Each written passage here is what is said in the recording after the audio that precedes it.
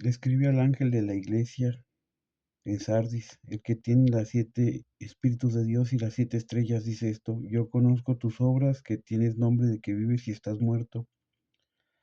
Sé vigilante y afirma las otras cosas que están por morir, porque no he hallado tus obras perfectas delante de Dios.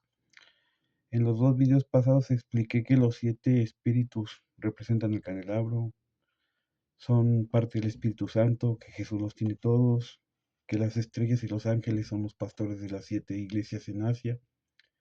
Para dar contexto de lo que dice Apocalipsis del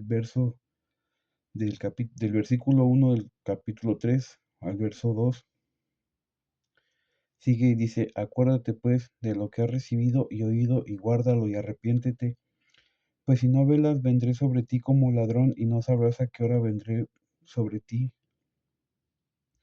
Pero tienes unas pocas personas en Sardis que no han manchado sus vestidos y andarán conmigo en vestiduras blancas, porque son dignos. El que venciere será vestido de vestiduras blancas, y no borraré su nombre del libro de la vida, y confesaré su nombre delante de mi Padre y delante de sus ángeles.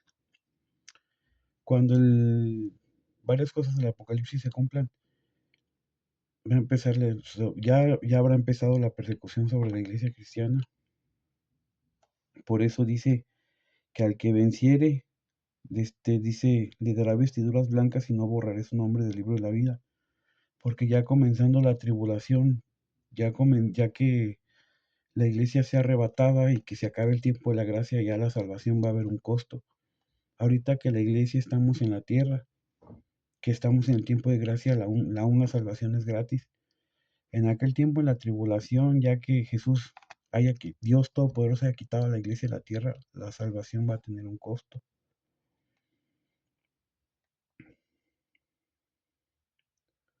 Dice: el que venciere será vestido de vestiduras blancas, y no borraré su nombre del libro de la vida, y confesaré su nombre delante de mi Padre y delante de sus ángeles. El que tiene oído, oiga lo que el Espíritu dice a las iglesias.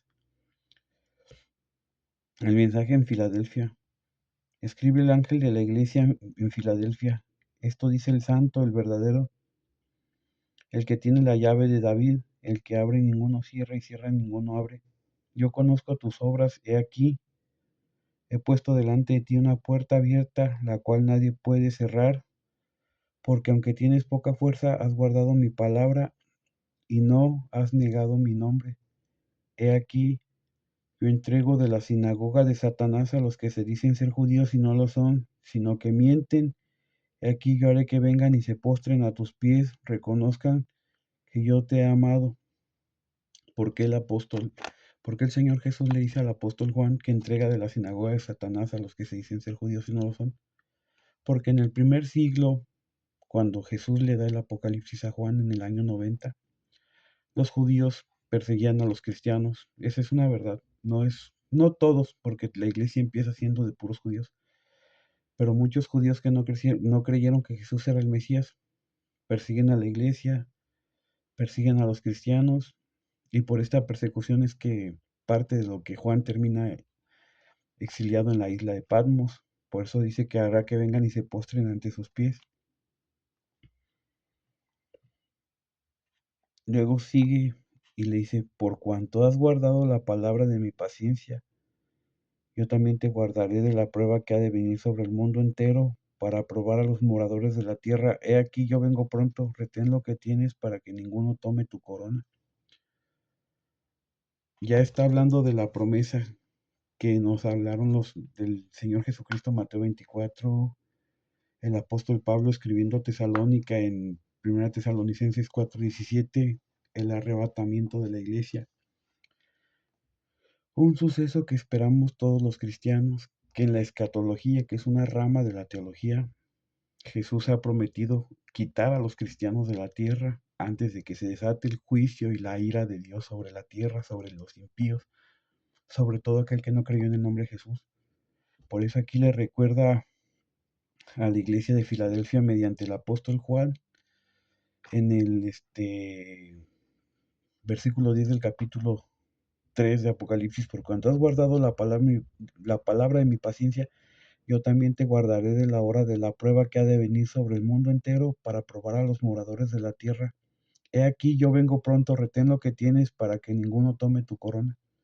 Ese he aquí, yo vengo pronto es real, el Señor viene pronto, y a nosotros mediante este pasaje del capítulo 3, verso 11 nos dice, retén lo que tienes. Le estaba hablando a los cristianos en Filadelfia diciendo, échenle ganas, retengan lo que tienen porque vengo pronto. Así mismo nos habla hoy como iglesia. Al que venciere, yo lo haré columna del templo de mi Dios y nunca más saldrá de allí, y escribiré sobre el nombre de él, de mi Dios, y el nombre de la ciudad de mi Dios, la nueva Jerusalén, la cual desciende del cielo de mi Dios, y mi nombre nuevo. El que tiene oído, oiga lo que el Espíritu dice a las iglesias.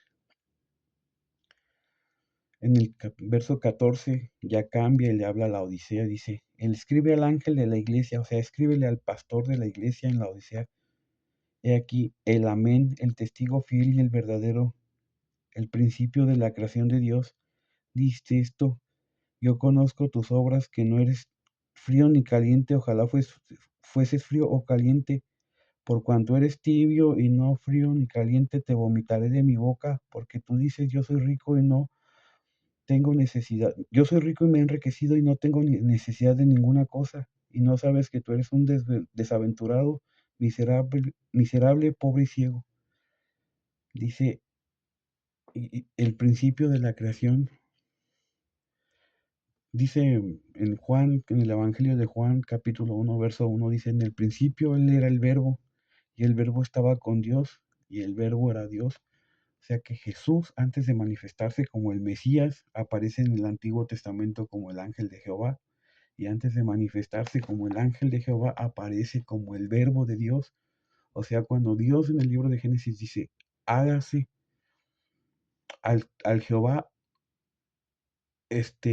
emitir palabra y decir, hágase, es el verbo actuando. O sea, es Jesús haciendo el universo entero. Por eso dice aquí, dice,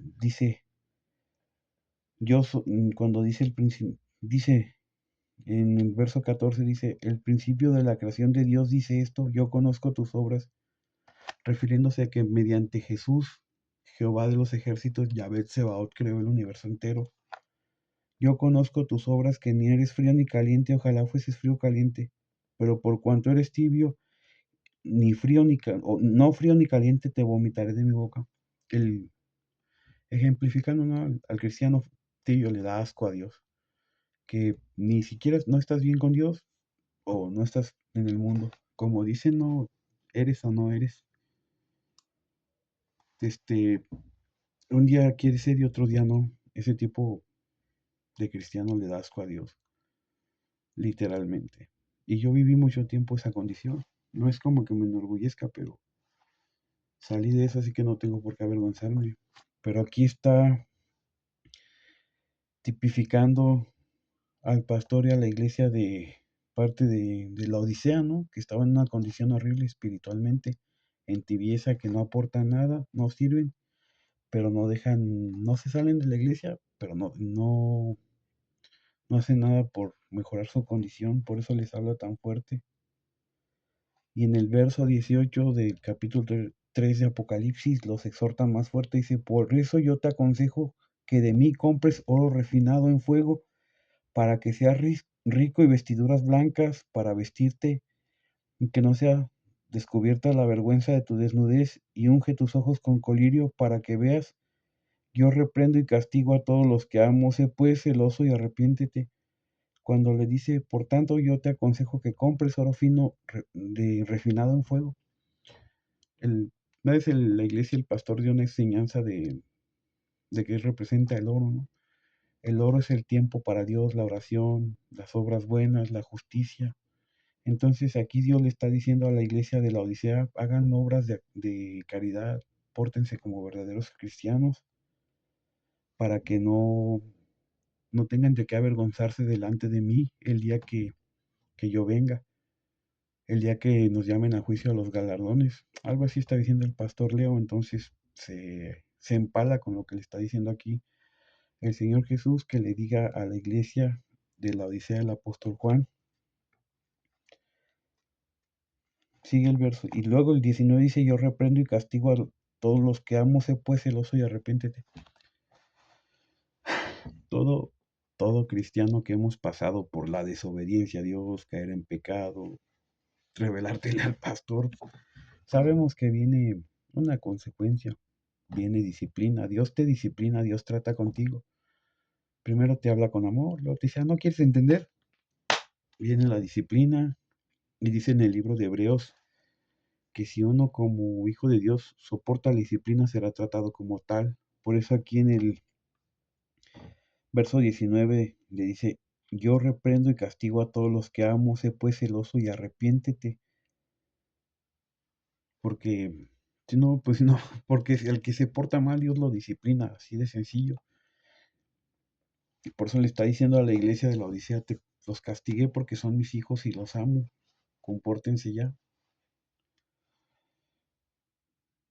Luego dice, he aquí, verso 20, he aquí yo estoy a la puerta y llamo, si alguno oye mi voz y abre la puerta, entraré a él y él cenaré con él y cenaré con él y él conmigo. Al que venciere, le daré que se siente conmigo en mi trono y así como yo he vencido y me he sentado con mi Padre en su trono, el que tiene oído oiga lo que el Espíritu dice a la iglesia.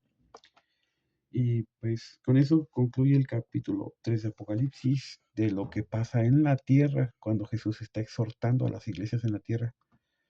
Ya después del capítulo 4 viene lo interesante. La iglesia desaparece de la tierra. Vienen los cánticos, los ángeles, las figuras simbólicas. Y se empieza a desatar la revelación del fin de los tiempos, de lo que es lo que va a ser Jesús. Es real, ¿no? La gente ataca, por ejemplo, la gente está atacando a Israel diciendo muchas cosas, ¿no? Cuando los cristianos sabemos que esa guerra está profetizada y sabemos que Israel va a ganar esa guerra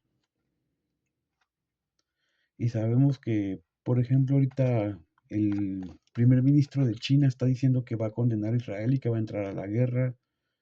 Ya hay tropas de Rusia en Turquía por alguno de esos países, porque Rusia y China en el libro del Apocalipsis representan dos palabras, Gog y Magog. Dice que Gog y Magog se van a unir a Persia para la batalla y a esa batalla aparece en Jerusalén junto a Persia. Persia es Irán, Gog y Magog son Rusia y China, pero eso es algo que voy a explicar más adelante.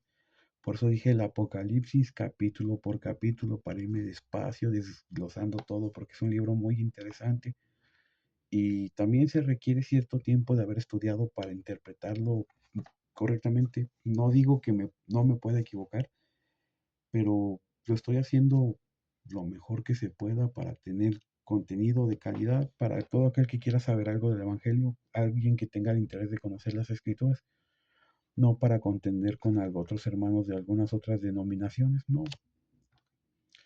Es tiempo de unirnos como iglesia porque el Señor viene pronto.